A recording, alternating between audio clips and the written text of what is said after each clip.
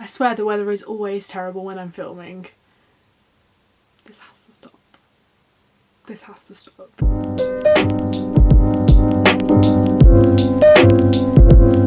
Hi everybody and welcome back to my channel. So today I'm going to be showing you all the books that I'm currently reading. I've gone back to work this week, so I have been struggling to read apart from my commute on the train.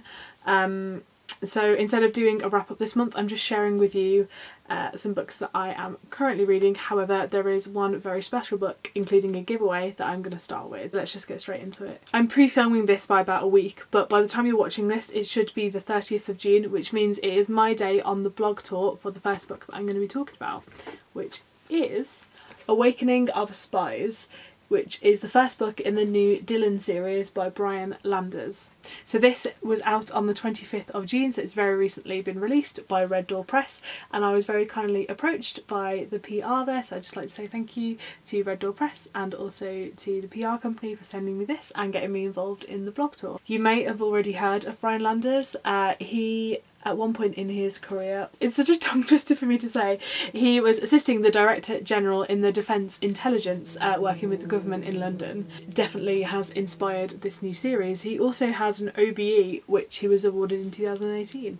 Super cool. So this is the first book in the Dylan series. There are 3 more set to be released this year actually. So the second, which is called Families of Spies, will be out at the end of July, at the 30th of July. Coincidence of Spies, which is the third, will be out in October. So Awakening of Spies is an espionage thriller which I haven't read very much of, to be totally honest. I said in a few videos ago that I've been really excited to read a little bit out of my comfort zone and read some genres that I don't know much about or in the past have dismissed a little bit.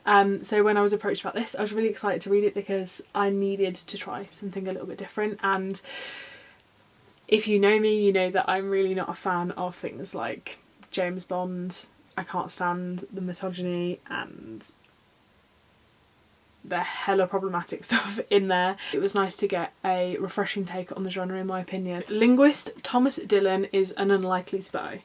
Initially rejected by MI6, his first mission in 1973 is a total failure, but when stolen US Navy secrets appear in Brazil, he is sent to Rio de Janeiro, a city of sun, sea and secret police.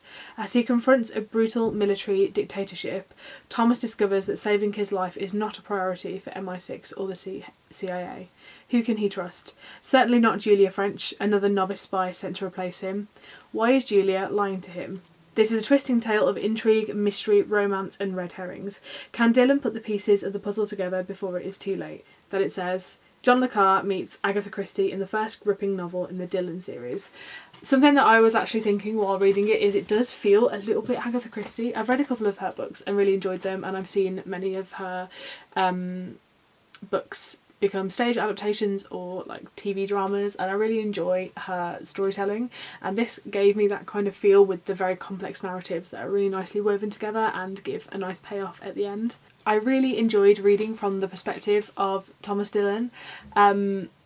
Because this is a genre that I'm not used to, I thought it might be quite hard to kind of navigate the ins and outs and the specificities of the genre, but because he is depicted as a novice and the first mission that he goes on is an absolute disaster, somebody ends up getting shot in self-defense, it's a nightmare, it actually made it a little bit easier for me to understand, because he was a great kind of middle point in between the complexities of the genre and like just starting to understand the genre, if that makes sense. He felt relatable, he felt realistic, and because this is written in first person, we do get his internal monologue, and you can really see the inner workings of it and how he makes the decisions that he does and why he does them. Something that I did want to mention, which may seem a little bit strange, is like I said, this is set in 1973, so this is pre-major any technological advances, especially with espionage, and I feel like potentially the genre and definitely like films I've seen are quite oversaturated in like impressive tech, and that's definitely like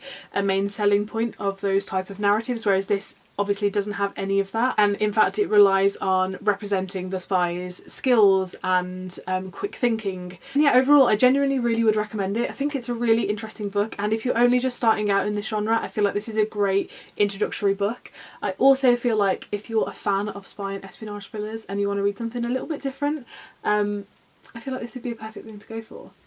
Speaking of perfect thing to go for, she's a queen of segues. I have two.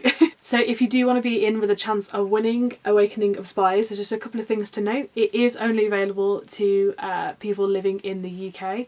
If you do want to enter, please like this video, make sure you are a subscriber of Reader and the Right, and leave me a comment down below either recommending me a book or telling me a book that you think I might like based off this, or tell me what you're reading at the moment. I want to start a conversation about books. This will close in 2 weeks from today, so 2 weeks from the 30th of June, and I will select a winner and contact you.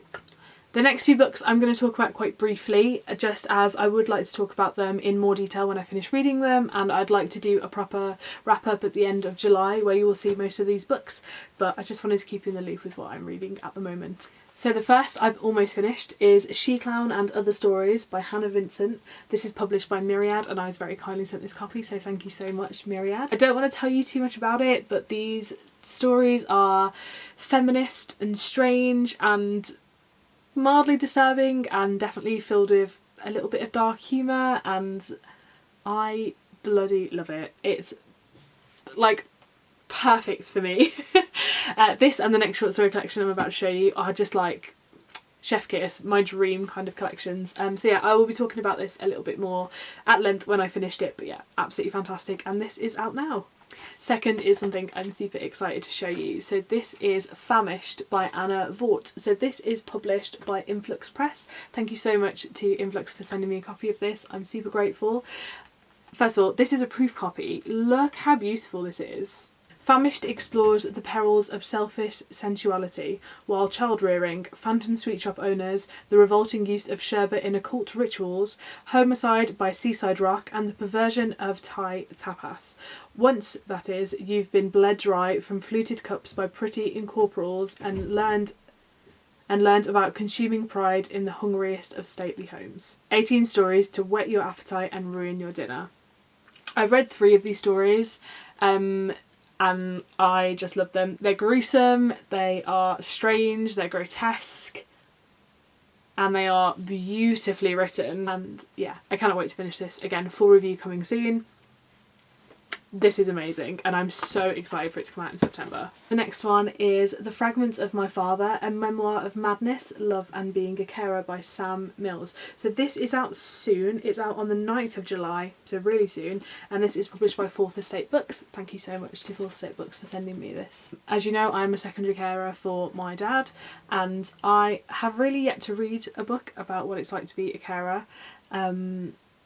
So I was very scared but excited to pick this up, and I'm really glad that I did so far. I'm really enjoying it.